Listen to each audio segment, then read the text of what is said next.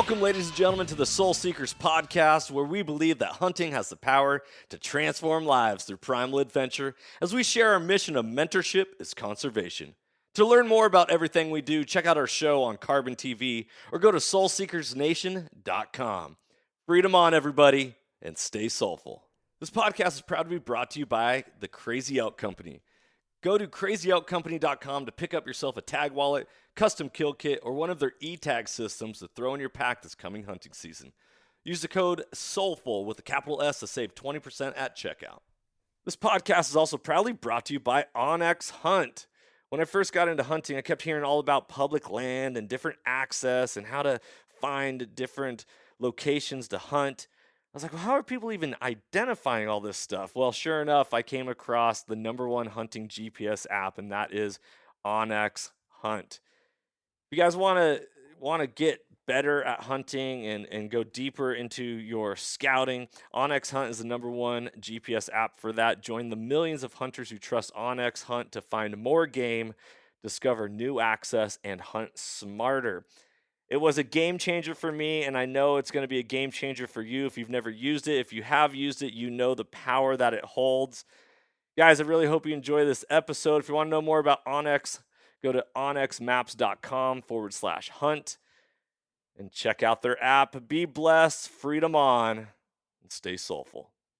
Ladies and gentlemen, welcome back to another episode of the Soul Seekers podcast. I'm your host, Johnny Mack, and today I am joined by a fellow legend. Anyone with the name John is always just a solid dude, and this individual is no different. We have the owner of Safety's Off Guide Service, John Vanwingerden. John Vanwingerden. Did I say that right? Man. You almost nailed it. I put a pause in there, huh? Is that what? Okay. It's Dutch. It's fine. You can space it. You can say it however you want, but I'll still know what you're talking about. There you go. Well, guys, we are diving into waterfowl hunting 101 today, diving into everything waterfowl. If it flies, it dies. And with all of the upcoming waterfowl seasons across the United States, it's time to talk a little bird action. So, Jay, how's the weather up in Washington right now? Weather's really good. We're getting into September. It's going to be early goose here, September 3rd, actually. So weather's always usually sunny. Sometimes we get a little bit of fall action early that we would prefer not to have because early season's kind of like the, knock the dust off and rock a t-shirt and shorts and have a great time in the blind. Usually get out of there and you're sweating bullets. So it's pretty fun. Oh, I love it. I can hear your dog Sadie panting right there. That's a good dog.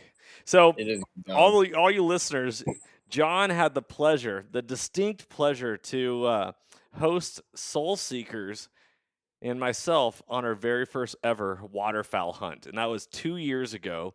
And then we followed up with our second ever waterfowl hunt, which is going to be airing on CarbonTV, episode 7 of season 2. We'll be airing November 16th on CarbonTV, so make sure you set your calendars if you want to see some awesome waterfowl action. That morning, Jay, was extremely impressive. That opening volley to start the day. Yeah. I wish we could have shot into it, but at the same time, it's awesome just watching that kind of thing happen. Yeah, so this is going to be a Hunting 101 episode, and as much fun as it is to you see a bird, shoot it.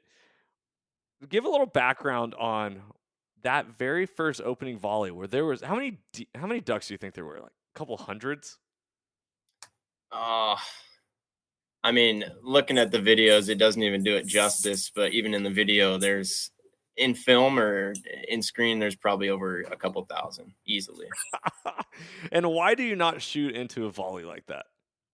You're just going to educate every single one of them. Yeah. And at the same time, it's especially with new guys out there, it's cool to just watch them work. Watch ducks that don't know that you're there, just do their thing naturally. And just be amazed at the creation of waterfowl and how they react, how they maneuver each other in huge volleys like they were, decoying even up to your own decoys or setting up, however it is. It's just, for me, it's beautiful. that's something that brings me back into the field every time. Oh man, it was epic to see that many birds just flying and swooping and all moving together right as that first light hit, and you can actually like see what's going on. The darkness lifts, and then all of a sudden it's like, oh man, this is epic. This is epic. By the way, for all of you who want to learn a little bit more about waterfowl, Shane, John's partner in Safety's Off Guide Service, they co-authored an article for the website, and that is Waterfowl Hunting 101. So if you want to learn more about waterfowl hunting, make sure to go check out that article. It's actually titled The Longest 2 Minutes of Your Life, an Intro into Waterfowl Hunting. So make sure to go check that out. And then at the same time, if you're looking for a really phenomenal waterfowl experience and an outfitter to take you, you're gonna want to look no further than John up at Safety's Off. So, Jay, real quick, I'm putting you on the spot. Do you have any duck calls with you right now? I do not. I put them all away for the season. I should be practicing, but at the same time, I kind of like the excitement of not really knowing how my skills are going to be when the season starts. So everything currently is packed away, collecting dust, and probably in the next couple of days, I'm going to be pulling it out here pretty soon and tuning it up real quick, and then probably just run it out straight into the field. So okay, so if I put you on the spot and I say, hey, give us some examples of like duck calls, because I remember being in the blind with you was that January, I believe, and being like, hey, I want to blow on the call. I want to call a duck in. And you're like, well, go ahead and have fun, but at the end of the day, like you're more than likely going to scare them off rather than call them in. Is that true? That's very true. Why? It's knowing how you have to manipulate your tongue and your mouth to be able to get the right tone to come out and actually imitate a duck or a goose. Yeah. So it's not just wah wah wah wah wah. I mean, if you go out and you just listen to birds, I do that somewhat frequently, or even just listening to videos of photographers and guys that video waterfowl or even just wildlife in general. Just listening to them in their natural habitat with, nothing pressuring them, trying to imitate that perfectly is usually our goal. If you just try and pick up a call and blow in it, you're not going to be able to understand how to, make that exact same tone or that exact same squeak, or it's in my terminology, it's sweet talking the ducks or sweet talking the geese, and really trying to imitate exactly how they sound to get them to come in.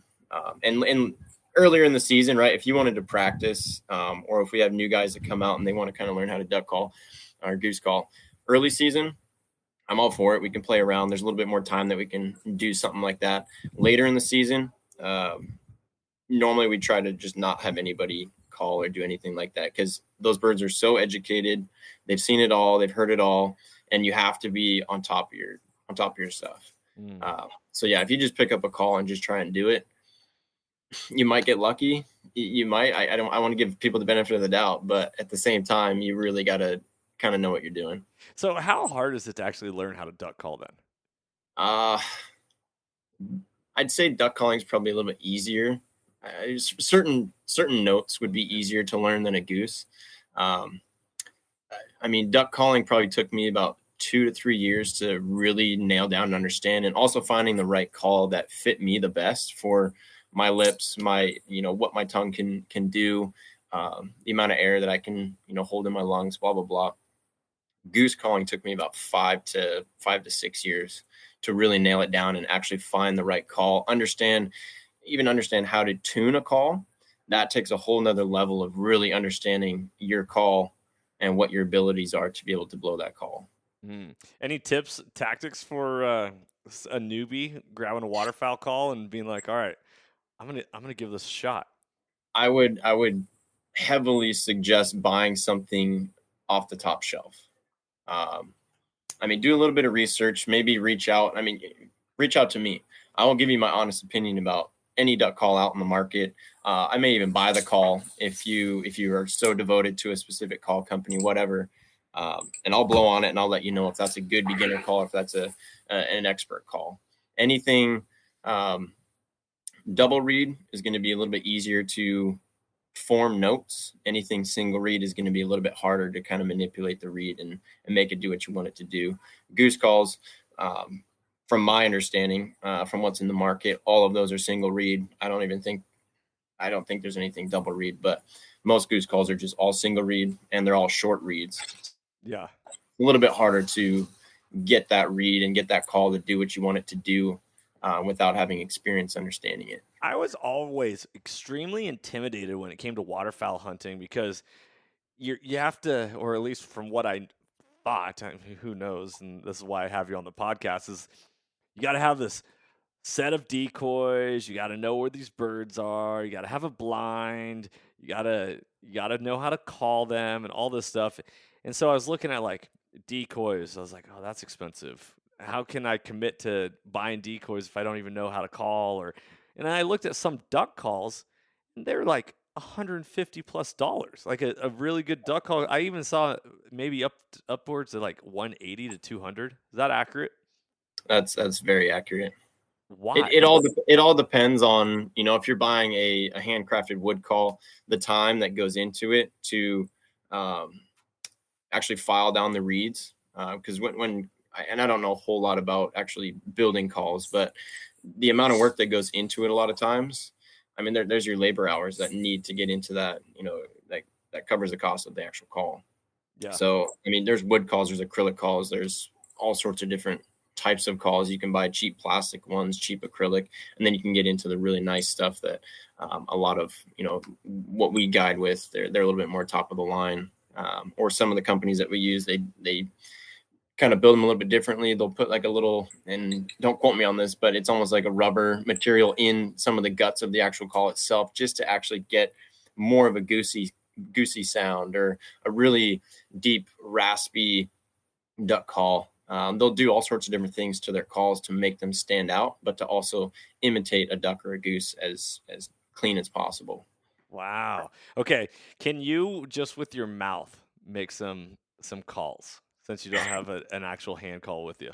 I'm not the best at it, but usually it gets the dog all riled up. But when she's looking at some ducks, I'll just do a little duck call. But and it's cheesy, and I hate doing that, but it does get her kind of a little excited. We were out on the bay yesterday, and she was looking at all the cormorants out there, seagulls, sea ducks, different things like that. And she's all locked in, and I'm just messing with her, kind of getting myself excited on top of getting her excited. But to sum it up, that's about what a duck sounds like, in my opinion. Well, you know what they say, if it sounds like a duck and it walks like a duck. It might be, or it might be me. Who knows? Oh, man. Okay, so is there a duck language? Like elk calling, you learn your locating bugles, your cow calls, your, all these different things. Are you doing the exact same thing for ducks, or are you just more wah, wah, wah as they're flying in? No, there's a tactic to the madness there. And it all depends, right? You have to kind of understand what situation you're in, how the ducks are behaving, even early season, late season. Sometimes even just the weather that we're having can manipulate, how you need to actually call to these ducks. There's feeder chuckles. Usually when there's a group of us, maybe 2 or 3 guys that are calling and we're all decent at it, we usually try to piggyback off of each other. We'll have one lead caller, especially for goose hunting. A lot of big guys do this too. But you'll have one lead caller that is watching the ducks, starting it off with a feeder. And he'll be doing one type of feeding chuckle. And then another guy will do a different tone. But you don't want to, you're right. If everyone's doing the exact same call at the exact same time, it just sounds like one duck. And it just kind of gets overbearing, and it's not as natural as possible. So, you've got your feeder stuff that will all work together on. Then one person will be quacking or calling out to these ducks, just imitating that there's a bunch of birds on the ground and we want to get these ducks in here and they want to be where we're at, just as bad as we want them to get in there. So with feeder stuff, we've got that for, big volleys of birds that we're trying to imitate, that there's a bunch of other birds here and there's feed. They want to get down and get to us. Single ducks, you're going to just maybe call out at them real quick, grab their attention, and then get kind of quiet and just caress them all the way into the spread to the point where, they're in distance that we can actually shoot them. Goose hunting, kind of the same exact thing. A lot of times and that might be a little bit easier, I guess. You can just nail a good cluck, and early season, you're going to have geese that just hear that pitch and they're going to fly straight towards you. Other times, if you go to Oklahoma or Texas or some of the big Midwestern states where they've got huge volleys of migrated birds coming in and, cacklers and lessers, you've got 10 guys out there with little tiny calls that are just squeaking at these things as loud as they possibly can, as fast as they possibly can, imitating thousands and thousands of birds, just feeding and going crazy because they're trying to decoy in 2,000-3,000 birds. We don't necessarily have that abundance of birds out here, but there are the occasions where we will be. And in the instance when you were out with us, where we had, 5,000 ducks circling us, or in the instance where we're goose hunting and we do have those volleys where there's, 200 to 500 lessers or cacklers coming in.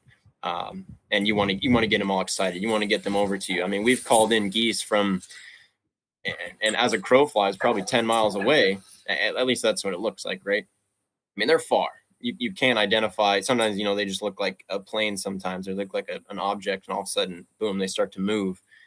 If the weather's good and the wind is in their direction, you can call in birds from that far away just by getting loud and getting rowdy, and then they come over.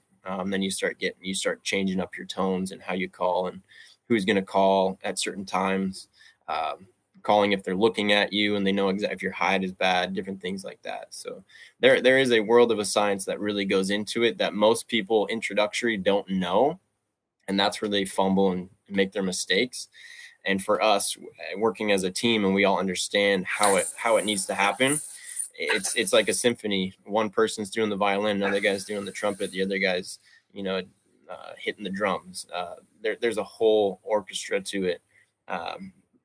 And that's just how we've connected over the years on making it happen and doing it the right way. I love it. So that feeding call that you're talking about, how like their feeding frenzy, is that the or the yeah. What type of sound do you describe that as? Like, yeah, it's kind of like a chuckle.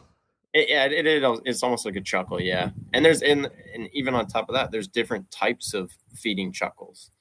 You could have, if you ever do go and watch waterfowl feeding and doing their thing, you'll hear some being real loud, some being real quiet. You'll have like a weird little usually drake mallards do it. They'll make a weird little tone with their mouth, and it's real subtle. And then if you've got like a fat raspy Susie, hen mallard that's got a stomach full of corn or grass or whatever she's eating, she gets real raspy, and you'll have a real deep chuckle into it. But it's pretty cool to watch and listen to. So awesome. Okay, let's I want to talk more about the calling, but since you just started bringing up some names of ducks, let's break this down. So a male duck is called a what? A male duck? Just a drake. Drake. A male duck is a drake. A female duck is a hen. Hen, correct. But then there's multiple types of ducks, and you don't just call all ducks a drake. So you say a drake mallard, but if it's like a pintail and it's a male, what do you call it? I mean, you can just call it a stud pintail, if anything. Okay. Or there's other terminology, and I don't know all of them. Well, I remember you using the term sprig. What is a sprig? A sprig is their one long feather on the end. And that's their pin feather, and that's the sprig that they call it. Gotcha. Okay.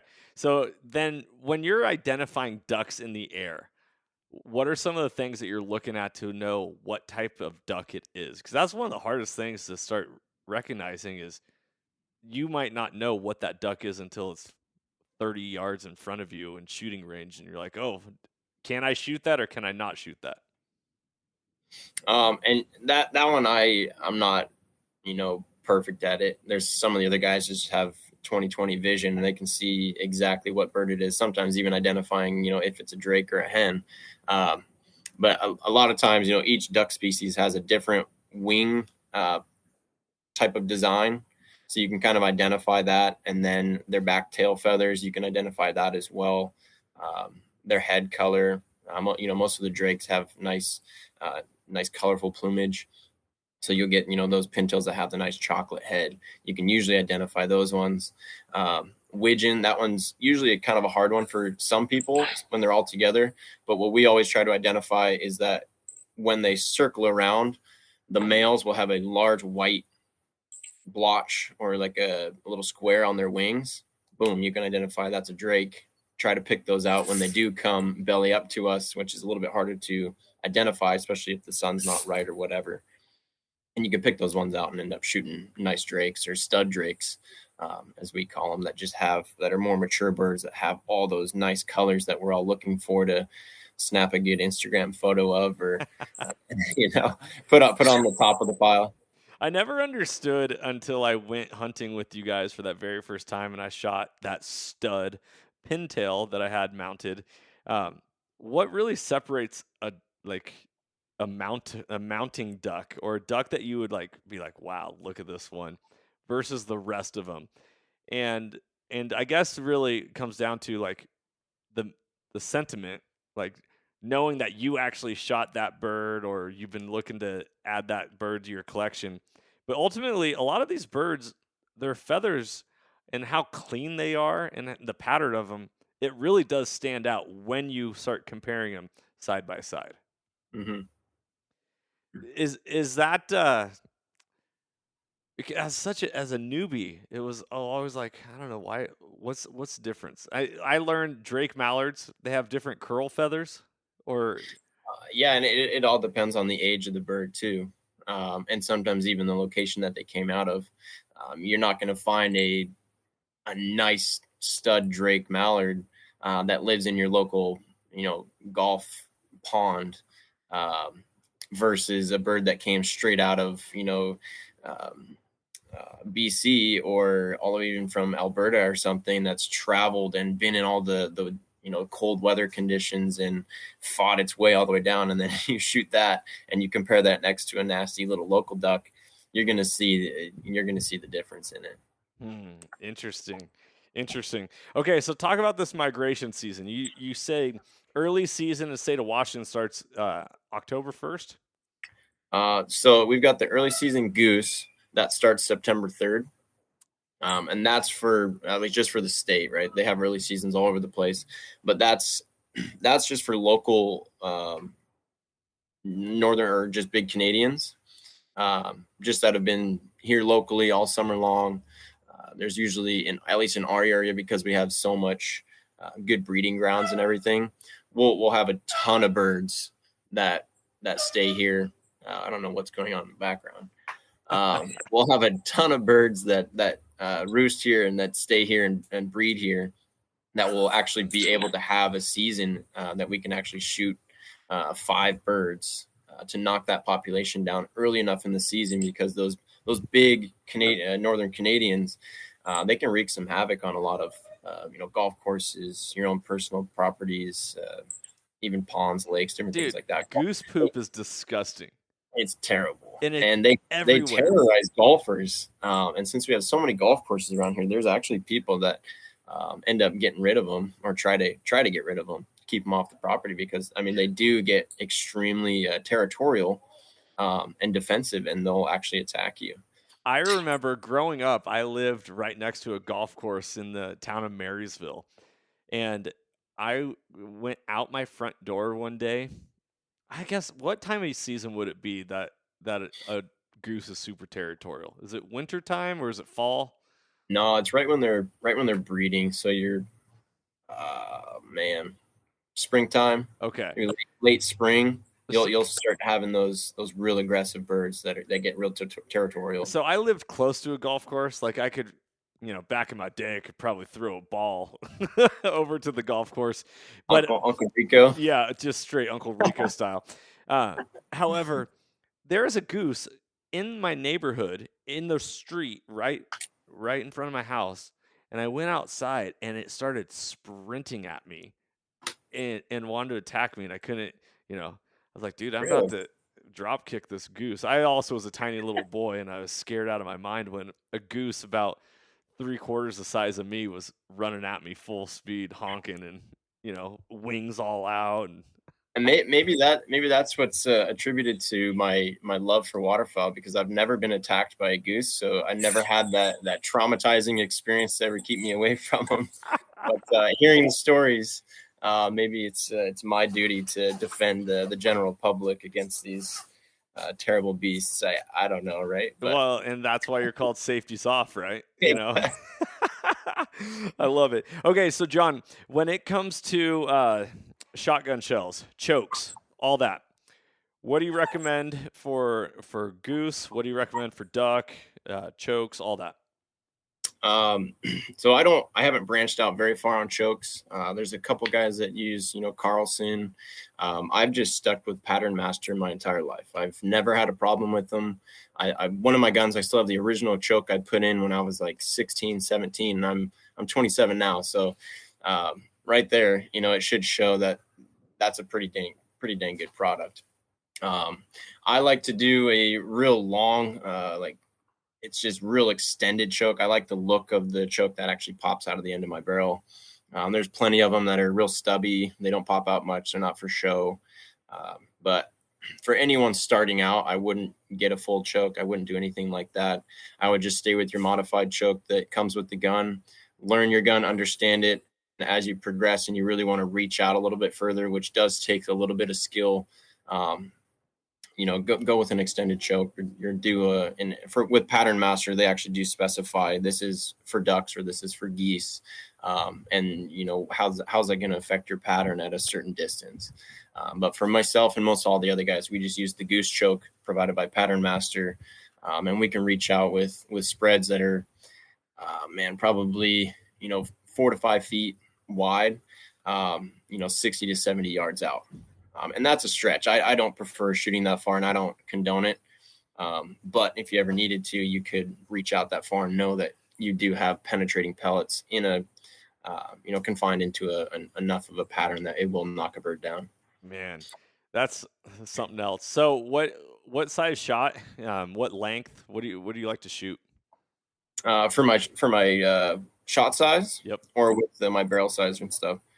Both. Talk about it all. So for most of the shotgun shell sizes that I like to run and what we have had the most success with is usually 3-inch, 2s to 4 shot. As you get lower in the numbers, you get larger BBs. That takes more gunpowder to push your BBs and expel them out of the gun. So most of us, especially for ducks, will run the 2s to 4s at the 3-inch, sometimes later in the season, just because it's fun to, and you can do it. I'll run 2 3/4, which is one of the smallest shot sizes you can go. And it's cheaper for one, lighter, and they're still going to have the same knockdown power. For geese, especially later in the season, all of us run 3-inch, usually BB, sometimes 2 shot, just to get that fast FPS. And really have that knockdown power. Normally, and it's happened to pretty much all of us, you'll come back with a sore shoulder or even a bruise on your shoulder shooting 3-inch or 3.5.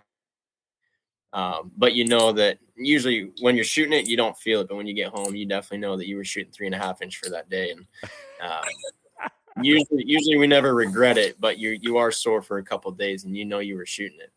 I love it. Do you see a difference between steel and tungsten? I haven't shot a lot of tungsten. I've started to hear more about it in the last couple of years. So I can't accurately answer that. I was going to try some tungsten probably this season. It is a little bit more expensive. And I shoot a lot. When I say a lot, I can go through 2 cases, which is 250 rounds a case. So it's a lot for myself.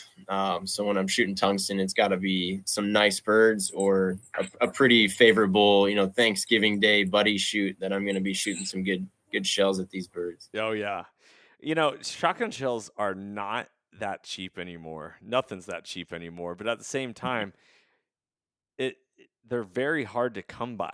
It seems like if you don't buy them early on in the season, you can't just randomly go to a store shelf and be like, "Oh, perfect. There's my number twos that I shoot and all that." So you gotta get them early, get them often, and then stock up. Do you find yourself shopping at any specific one location?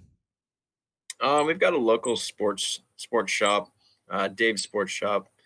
They usually have quite a few things, but most of the other time, Sportsman's Warehouse, they usually have a good array of different products, different things like that. And then I like to use Rogers. They usually have a lot of products available.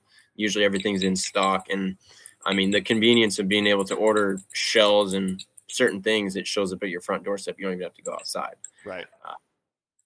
But yeah, I mean, any gun store locally, I'm running in there and I'm browsing as any gun enthusiast, outdoorsman would do. You're gonna go look and browse around, but you're not gonna see the wife or the girlfriend looking in there. That's our store. Stay out of there.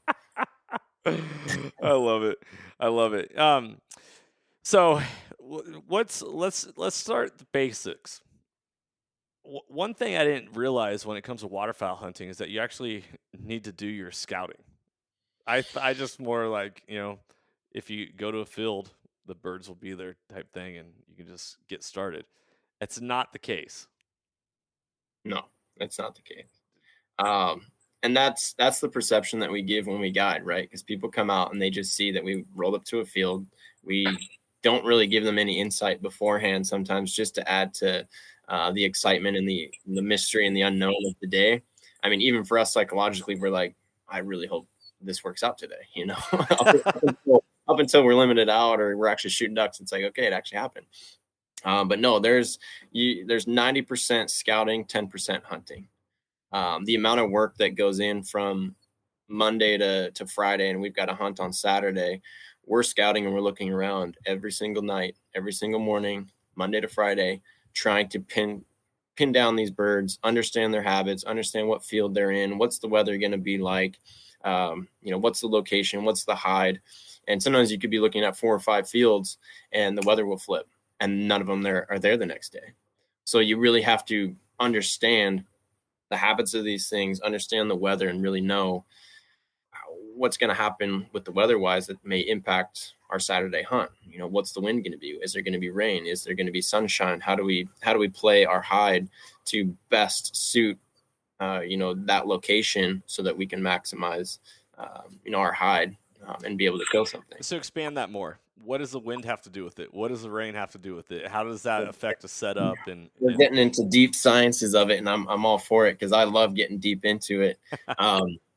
But I mean, if I want to simplify it, you want the wind at your back. You want those birds coming right into you if you've got wind. If you don't have wind, that's always a fun one out here in the Pacific Northwest. Usually it's just dumping rain and there's no wind. And then the days that you're not hunting, it's nice and windy. So wind is ideal before anything else. Wind is your best friend during hunting season. Too much wind is not your friend. So you want that happy medium of, 10 to, I prefer 10 to 30 mile an hour winds with gusts of, 40, 45. That's like my ideal conditions, raining, and you're going to be able to funnel those birds right into you and you're going to be able to shoot them. The only downside on that is that once they get into you and you don't have them in tight, all they have to do is open up their wings and that wind will take them and they'll be gone in a blink of an eye. So you got to be on top of it. Your first shot is usually your best shot. Second, if you're lucky, and then third, you're really lucky. But most of the time, as we try to preach to our clients and let them know, don't take that third shot unless you know for a fact you're going to kill it because you're just wasting shells at that point. Gotcha. So outside of wind, I mean, rain in the Pacific Northwest is usually your friend, which is also, it's a good thing. It's a bad thing because one, for a good thing, you're going to have a bunch of ducks moving. They're going to be trying to feed. They're going to be moving around. They don't like to sit on water when there's water hitting them on top of their head and then also splashing up, hitting them in their face. They're going to move around. Yeah. So normally when it's raining and especially, mid-season or even real late, If you have nice sunny weather, birds aren't going to be moving. If you have rain, you've got at least a 65 to 75% chance that birds are going to be moving around a little bit more. Yeah. The only downside to that is obviously you're going to be wet and miserable. And if it's cold and it's just that perfectly terrible temperature of 45 degrees that the Pacific Northwest likes to sit in, Yeah. and raining, you're going to be soaked to the bone, and that's a real thing. And you're going to be cold. So, so again, there's pros and cons to it, and we do prefer it to be raining and hopefully windy. If it's raining and it's not windy, we try to at least set ourselves up so that we kind of understand with structures around us where are those birds going to maybe try to avoid it, so they'll come over top of us. Where are we going to get the best opportunity to shoot birds if there's no wind? Well, that's going to be straight up above, and relaying that to our clients, and even as we are buddies as we hunt, we try to understand. Okay, we have terminology of a clock system. They're at 12 o'clock, 4 o'clock, whatever. But when they're straight up on top of you, it's kind of hard to relay that other than yelling, "Shoot the ones straight up on top, get them, get them, get them." So yeah, when there's no wind, that one's always hard. Your head's on a swivel. You're trying to bend over backwards, hide your face, hide your body, do all this and that, having the best shot so you can be successful. And then you get into weather of it's sunny and it's calm. You really got to have the right spot for that type of weather, because most of the time when it's sunny and it's calm, they're going to be relaxed. They're going to be sitting on their ponds they're not rippled. They're not getting blasted by the wind or the rain, and they're going to be comfortable and they're going to be sitting there. So you really have to find those exact spots that they're going to be jumping around, getting into those ponds or big open water. They're going to be moving from, different area on that water, and you're going to catch them as they go past. Outside of that, at least in our area, we'll have northeastern days, and we get real excited about northeastern days because that's about the only cold that we ever get. And that's where we get the northern winds from the Fraser Valley. And that's just, the wind starts ripping through here going about 60 miles an hour.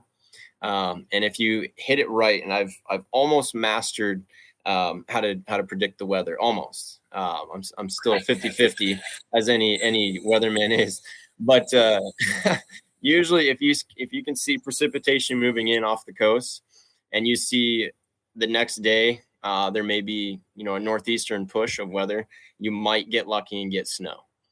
So we're always watching that. But with that northeastern, most of the time we'll have 3 to sometimes 2 weeks worth of a spell of just a northeastern, and it is blue sky, not a cloud anywhere. It's 60-mile-an-hour winds, and it's wind chill. Sometimes this last year we had negative 15 at one point, and then other times where it's just 30 degrees and it's just blue sky. And those ones we're trying to find widgeon. We're trying to find birds tucked up in the ditches, or sometimes in these little ponds that we could jump shoot, or if they are feeding, it pushes their feeding times back a little bit so they can get in there when the sun actually melts a little bit of the snow, or does start to thaw the ground a little bit, and they can go and feed.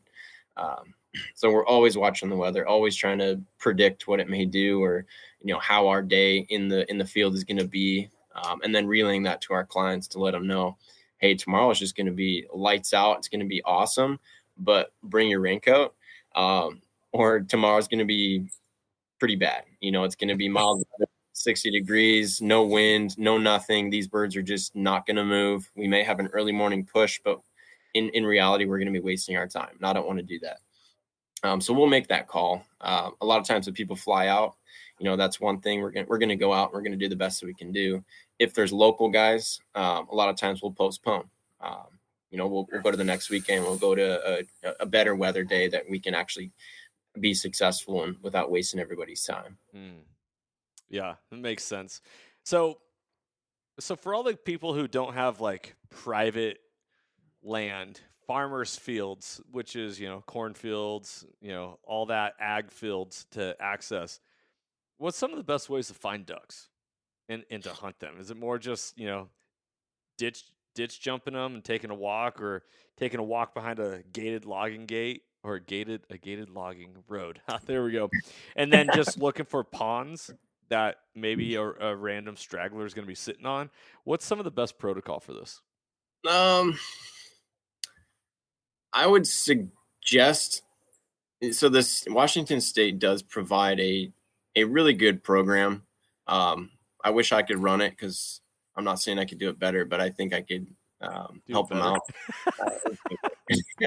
And I think any successful waterfowl hunter will say the same thing. But they do provide a lot of private land, which is public access, provided by the state, that you can actually go out there and I hunted that when I first started out as much as I possibly could, because I didn't have the resources that I do now. I didn't have the friends. I was too scared to go and door knock. There's all sorts of different things that played in, but from my knowledge, it's finding lakes, finding ponds, spending your time out on the road to really see where these birds go. At least in our area, what's easier to locate is swans. As much as I hate them, they do help us out a little bit. You can watch swans come off of the bay, off of the ponds, the lakes, anything nearby, and just watch those fly who knows how far and land in a field. And 95% of the time, there will probably be geese or ducks that you could possibly get on. So just with Onyx, Onyx has just changed the industry crazy. I mean, that first year it came out, it was like, this is easy. Well, now everybody knows how easy it is, right? So it gets a little bit more competitive because you have those resources readily available at your fingertips. But back in the day, we would just drive around, find property, see birds in a field, follow those snow geese that are in thousands of volleys and watch them dump into a field, watch the geese fly somewhere, over your house while you're in town, wherever, and just follow them, run down the road, go see where they're at. And 95% of the time you'll find them in a field, and just try to find the landowner. And what we did back in the day was any house that was anywhere closer associated to that field, we'd go and talk to them. And most of the time it may be a renter, it may be someone else, but they're going to know who owns the property, and they're going to direct you in the right way. And that's just that was the route that we always took. And we slowly started building a reputation and building relationships with farmers based off of that. And it's pretty surprising that the amount of farmers that thank you for coming and asking, because there's a lot of people that just think that property is just free reign. There's no fences, no nothing. And they just walk out there and think that they can do it. They have every right to the property that anyone does. But really going out and appreciating those farmers and asking them and getting to know them. Maybe even bringing them some wine or, a gift card or whatever, and kind of sprucing them up beforehand. It can go a long way. I mean, we've brought wine out to a lady years ago, and I could go up to her house today and she'd still remember me bringing her that one bottle of wine. Well, foreplay makes a big difference. You're right. You're right. You can't just go in raw dogging everybody. You can't do it. John, do you find it pretty easy? That's a relative term. Easier to get access to private property for hunting ducks and geese? Because I feel like everyone, when it comes to private property for big game animals, it's like, oh, well, my nephew's going to shoot that deer, or my grandson's going to be coming out here, or no, those are our pets and you can't hunt those. Is ducks and geese, waterfowl, treated differently? Same game, same exact thing. You've always got that farmer that has a nephew's brother's cousin's sister's boyfriend that wants to go out maybe this season, maybe next, but I'm going to hold it for him. You get those ones. And then you also get, you do have family members. There's a lot of kids coming up now that their dads took over their dad or their grandpa's farms. And they want to get into waterfowl hunting, and, they've got that property locked up that, we used to hunt years ago, but now they're at that point where, they're going to let their kids go out. You still have the same game. And you kind of hear it all. And a lot of times, over the years, we've built those relationships up with farmers that maybe they do have a son or a cousin or a grandson, whatever, that we can share the property with. Or maybe even I grew up with them, and I went to school with them, and they let us go out there as well, and we can just share the property.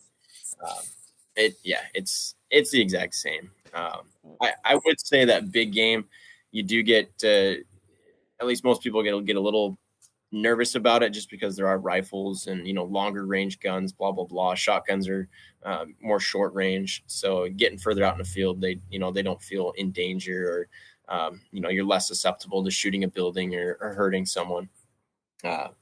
So there's different variables to it that do affect, getting permission. But again, it's all the same. Yeah. What do you say to people who think duck and geese taste horrible? You're not wrong. But there's also people that love it. And I mean, some game birds are good. It does depend on where you shoot them, the location that is. If I get a nice northern bird from British Columbia, that's probably going to taste better than one of the local ducks that's been sitting on, one of the golf ponds or a lagoon out here. It's just going to have, more meat. It's going to have more fat on it. It's going to be a little bit greasier. It's going to be tasty. I do prefer geese. Geese aren't always sitting in nasty, muddy puddles and eating worms and you name it. They're going to be eating nice wheat or, grain stuff. They're going to be feeding on corn, blah, blah, blah. So you're going to have a better, heartier, goose that's going to have good meat. And it all depends on how you prepare it too. Because we did it, and I prefer it this way just because we have so many that we shoot every season that we just end up grinding it up and we put it into ground beef. And we'll just make hamburger patties out of it. We'll do summer sausage, different things like that, and you just kind of blend it in with pork. Because duck meat is so lean, you don't have that greasy fatty to add to it. So we'll always add pork or beef to it to give it that extra little bit that it needs. And a lot of people, especially I've had tons of clients come out where they pluck an entire duck and they gut it and they throw it in their oven, and they have a full duck like that, and it tastes great.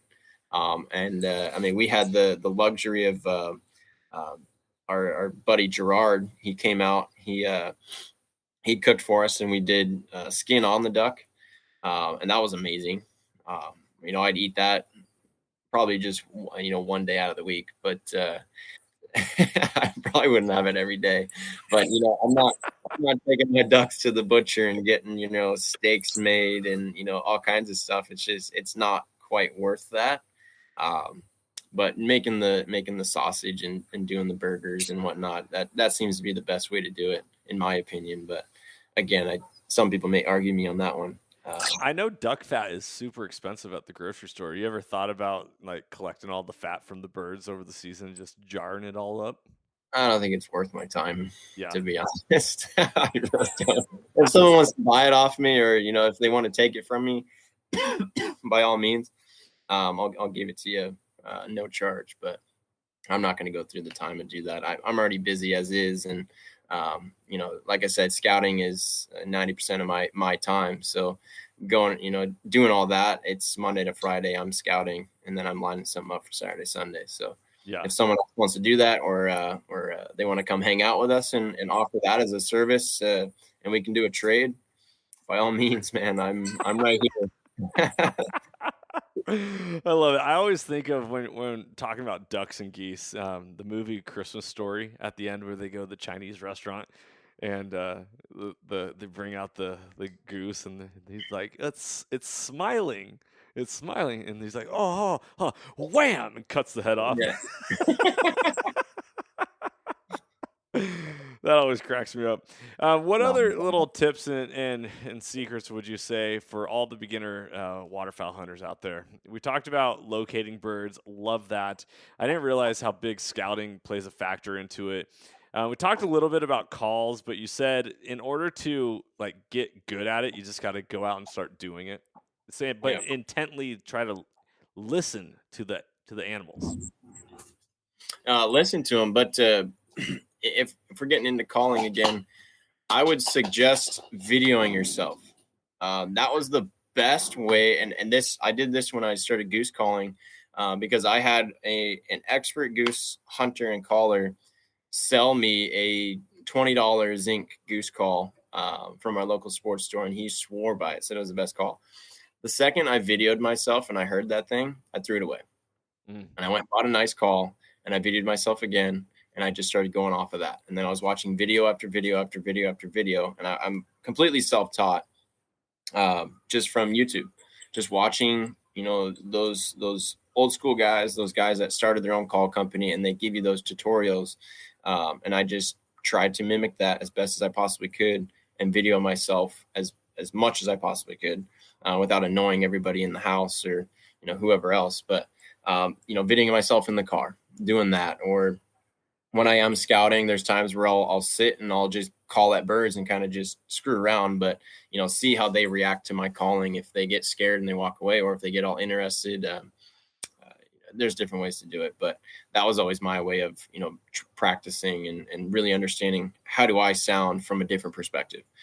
Because most of the time when I'm calling and I hear it, it sounds 10 times different than someone else calling and I'm hearing that. It's weird, but it's kind of like when you're talking, right? I don't understand what my voice sounds like until I hear it in a video, and I'm like, oh gosh, that's cool. Growing up, I hated my voice, and then it turns out that some people say I have a voice for radio, and some people say you have a face for radio, and I'm like, hey, easy there now, easy. I really like that tip though. Record yourself calling. I'm in high school. Throwback to high school. This is a little tip for all of you people who like to dance or don't like to dance or are nervous. I remember being like, okay, I want to learn how to dance. I like to boogie. I like to play music. I like to, feel the vibe, all that. And I wanted to learn how to dance. I didn't know how. And so what I started doing, I started dancing. I started dancing in the mirror. And I'd watch myself. And my what I learned is if I think I look like an idiot in the mirror, then I look like an idiot dancing. Yeah. But if I look in the mirror and I'm like, hey, that's not that bad, then it's really not that bad. And that's how I started to perfect my dancing moves. And so you start to build a confidence in yourself as well. Because I was always, and that's another big factor that goes into it. If you're not confident when you're calling, go home and start practicing until you're confident in your own self, and then come out and start calling with us. And there's plenty of guys that have been hunting for years that aren't confident in themselves, and they sound great, but they're not confident in themselves, and they won't make that decision at the right time that you need to make that decision. That goes for shot calling. That goes for, decoy placement. That goes for calling. Understanding that your abilities and what you've taught yourself does actually sound good. And that's where videoing yourself or dancing in the mirror is the best way to build that confidence in your own abilities. And even if people want to, and I applied to a couple outfitters when I was younger, they wanted you to upload sound files. And at the time I wasn't confident enough to send a sound file of certain things. Now, I'm still not confident in, my speckle belly calling, but I can still make a sound. I'm not the best goose caller, but I can still, mimic some geese and get them to come in. And if I really put in the time and effort, I could probably go and do a championship calling contest, but that doesn't really spark my interest. I'm more the one I want to go out in the field. So if people just record themselves and, and they send it to me, I'll give you my honest opinion and tell you, yeah, you suck, or and I probably won't word it like that, but I'll probably say, you need a little bit more work, or, hey, try this, try that. But I'll give you my honest opinion if you send it to me, or, whatever.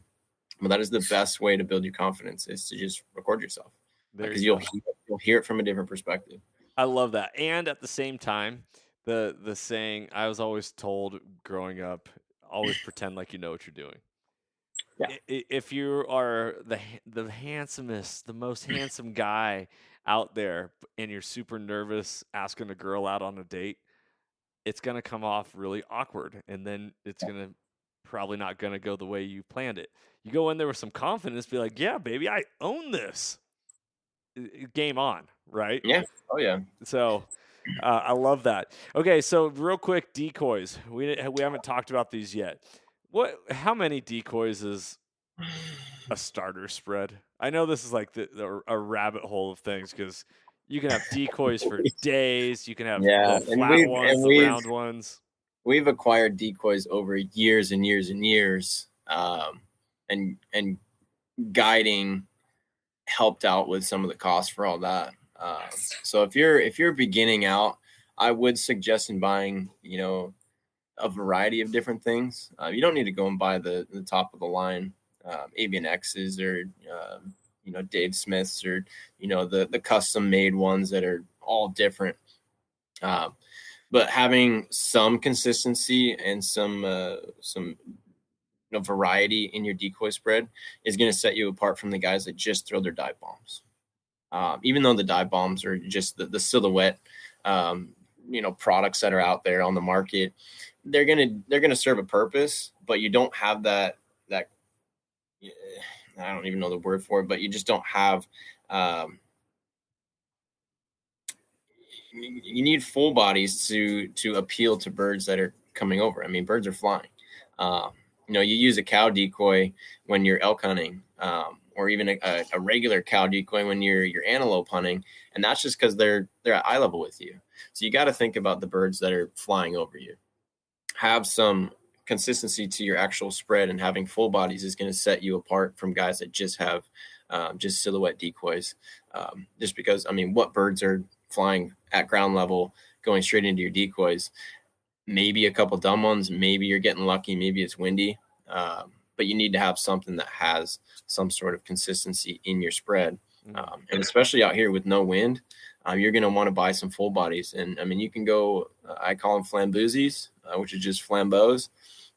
Nothing top of the line, but you're going to have some consistency in your spread.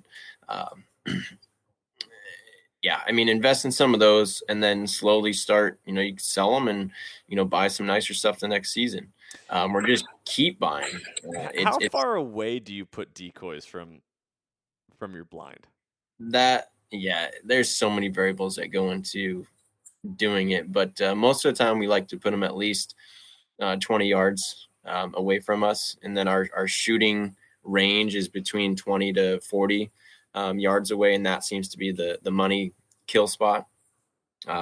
Anything too far away, some birds may want to land on the outside of that, and then you're pushing 50 to 70 yards out, and your kill to wounded ratio is going to go way up, and you're going to have cripples running around, and you're just going to be that's, in my opinion, that's really unethical, and you don't want cripples. You want to be making clean, ethical kills, and that's in any hunting situation. You don't want your elk running a couple hundred yards, because that could be devastating. Right. And I know about that, and plenty of other guys have been in the same situation. So putting them in a distance that you feel comfortable shooting at. If you're beginning and you're not comfortable with your choke, and even your own skill set in shooting, you're going to want to put them in somewhat close, but we try to keep them off of us enough that the birds aren't so focused close to us that they see our hide, or they see someone's big bright Johnny Mac smile poking out from behind the trees or whatever. So bless your heart, but but I've ruined a lot of birds coming in. It's all in good fun, and there's plenty of birds to go around. But if it was a big elk staring me down and that happened, there may be some beef between us. But You're funny. But yeah, put them at the right distance that you feel comfortable, and then you're not kind of screwing yourself. Especially if you don't have a really good hide. You're going to want to push those off a little bit further away from you. I mean, there's times where we've sat just in a ditch with no blind, no nothing. We've just tucked up against the edge and had, a little twigs and grass and blackberries covering us, and that, boom, lights out. It works great. And then there's times where we're out there 3 hours before the hunt starts, and we're brushing in huge panel blinds, just getting as hidden as possible, making our own brush line. And, you got to put in that effort sometimes to have the right blind set up and the right cover, so that you don't jeopardize the entire hunt. Because all it takes is one layout blind that isn't brushed up, one person that isn't tucked in behind the blinds all the way, little tiny things that can just, boom, screw the whole thing. So we're always nitpicking our blinds. We're always nitpicking where the decoys are at, making sure that they're at the right spot. So that everybody's successful. Because when we're hunting, 5 to 10 people deep, which happens often, you got to make sure you have your decoys in the right spot and kill holes for those guys that are on the far side of the blind, they're going to be able to shoot a couple ducks. You don't want everything shifted straight over to the left. You don't want everything shifted over to the right. And then more variables that get thrown in. You've got wind. Wind, you may shift it over to the far right, and that's gonna, open up different windows. Maybe these birds are going to land on the outside of the decoys on the left side, right side, closer to your blinds, and you're going to have really close shots. That's all variables that you have to kind of play with the day of, and kind of understand that. And there's a lot of trial by fire. As you get out there, you're going to realize, oh, that didn't work, or this did work. How can I, duplicate that in the next hunt? And there's every single client comes out and they ask us, how do you do it? What's the best way to do it? And it's like, you just have to understand the weather. The weather just plays into effect on everything. And anything and everything will be manipulated by the weather. Interesting. Okay. Is there anything else that I did not ask that you might want to cover when it comes to waterfowling? I would say, the actual game itself. People don't really think of waterfowl hunting as like, the big prized, big game hunt of their life. There's still an art to it. There's still guys that devote their entire life to it. They've grown up around it, and also respecting and understanding farmers and the crop, going out into someone's field that gave you permission, respecting their property. There's plenty of people that come out, and this happens on public land all the time, or this happens out on the bay. But there's tons of garbage. Pick your stuff up, respect the property, leave it in a better place than when you got there. Show that appreciation to the farmers and the landowners that, hunters aren't all that bad, because as waterfowl hunters, we're trucking through mud. We're going through all these different places. We're packing stuff in, pack that stuff right back out. Do your part as a hunter and your own sportsmanship, and get your stuff out of there, show your respect, and be appreciative towards the game itself. Ducks are plentiful, especially in the Pacific Northwest. We have the luxury of one of the best, flyways in the entire country. But respecting those birds, respecting each and every species. Some people don't like teal, some people don't like coot. Well, there's no reason to go and blast, 10 times over your limit just because there's a ton of them. I'm going to shoot them all. Understand that those birds are nature, and you should be, respectful towards that. Because you're not just going to go out and shooting as many deer as you want because they're all in front of you. You're going to respect that. You want the next season to be good. You want all those does to have bucks.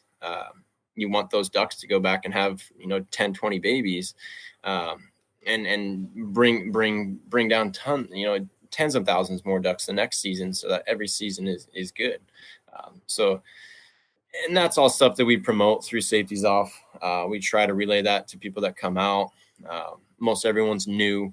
I didn't have that luxury when I first started, or even the contacts or the resources to ask the questions that I always wanted to ask. That's where YouTube came into play, and I was just watching all these professionals do their thing, and trying to duplicate that and do it my way, but also try to understand from their perspective. How have they been in the industry for 10, 20, 30 years, and people respect them? Well, it's because they respected the landowners and they respected the game that they're pursuing. So that's my only other 2 points that I like to hit on. And we promote off of as much as possible. There's a lot of guys that don't respect it, and you may not ever hear about it, but our paths will always cross with those types of people. And we always try to, stand out, be a little bit different than those guys. And a lot of times there are guys that screw it up for themselves, and we come in after them, and you have to, mend those wounds, or, with the farm or the landowners and the farmers, and let them know, hey, we're not like all the rest of them. We're different. We have a good reputation. We do respect the game. We respect you. We respect your property. We're not just out here to shoot ducks. We're out here to want a good time. We're out here to, reap the reward of a really good species and a fun sport. And leave it off on a better term than, what the other guys have done. I love it. How can people sign up with you to have you take them out on a hunt? Where can they Uh, find this content for you? So currently, you can get on YouTube and you can look up Safeties Off. You can also look up Rebel Entertainment. You can look up Washington Backcountry, Soul Seekers. We're going to be on all their platforms. We've teamed up with quite a few people. One Outdoors is another platform that we're getting onto. We've got our website. We're actually redoing our website currently. That's just safetiesoffguideservice.com. You can get on there, and like I said, we're rebuilding it, so it's not up and running just yet. But we're going to have where you can book, ask questions, and look at our photos, all of our recent history of hunts over the last couple of years. Look at our testimonials from clients that have come out, good buddies that have come out, people that we've collabed with.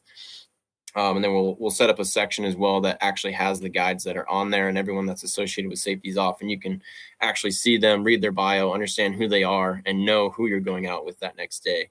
But my direct line, my cell's right on there. Give me a call, give me a text, whatever. I'm a very busy person, so sometimes texting I don't quite answer right away, or if I do, I may leave you on red for a day or two. But I will, I will be in touch with you. But that's one of the best ways to reach out. Is just hitting us up on our website and calling me. We're on Instagram. That's Safeties Off. We post on there as much as we possibly can, reels, videos, just regular pictures all the time. We've got tons of guys that we work with and that are on our team that have provided world-class photos and videos, and we're extremely thankful of that. We're basically all on Instagram. This year, we're trying to get it more into Facebook. Just to appeal to the Facebook crowd, because there is, there's two different types of crowds, Instagram and Facebook. And there's a lot of good guys that are on Facebook that haven't even heard of us yet that we want to reach out to and let them know, hey, we're right here in your back door. Book a hunt with us, come and hang out, and get your questions answered, bring your kids out. Let's teach the younger generation and get them up to speed and, teach them right. I hate to see kids get brought up and they don't understand how to respect the game, or the people that we've met, they've never met them before, whatever the case may be. But teaching those kids, even teaching those dads, or watching those dads hunt with their kid for the first or second time, and we're able to be a part of that situation, or that be a part of that part of their life. It's awesome. So I mean, really, anything you type in Safeties Off, you're going to find us somewhere, and you'll be able to get directed straight down to me. And anytime other than obviously late in the night, give me a call, give me a shout, whatever. I'll be as kind and generous as I possibly can. There you go. How early do people need to book hunts with you in order to be able to hunt with you this coming season? I prefer, summertime. Even there's a lot of people that do rebook right after they go out with us, which is awesome. I do prefer pre-booking before we get into the season. That way we can set dates up. A lot of people get weary because they don't know what the season's going to entail. So they'll actually end up waiting until we do get into the season, October, November, and getting an update from me on how the season's going already, migration reports, things like that, weather-wise, blah, blah, blah. And then they'll book after that. Or, we'll post the first limit of the season and people are like, whoa, that's sick. And they'll end up reaching out to us and booking a hunt right then and there. So as early as you possibly can to get the dates that you would like. Other than that, hitting me up in the middle of the season, we'll probably have dates available, or we'll be able to squeeze you in somewhere. And we'll, and we've got a big enough team now that we can do doubles. So two different hunts on the same day in two different locations. So I'm pretty excited about that, because there are a lot of times where people have that specific date available and we've already got people booked on it, and you have to turn them away. And I hate to do that. I want to make sure everyone can come out and experience what we get to see every day. Yeah. I love it. John, this has been an absolute pleasure, brother.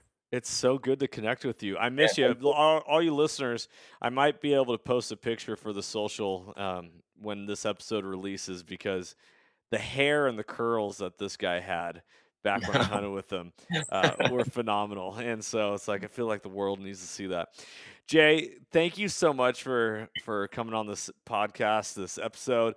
Guys, go sign up with Safeties Off. If you have ever wanted to do a waterfowl hunt, whether it's duck, goose, or you want to know what it's like to actually have success when it comes to waterfowl hunting and you're having a hard time with your calling, decoys, land access, all that.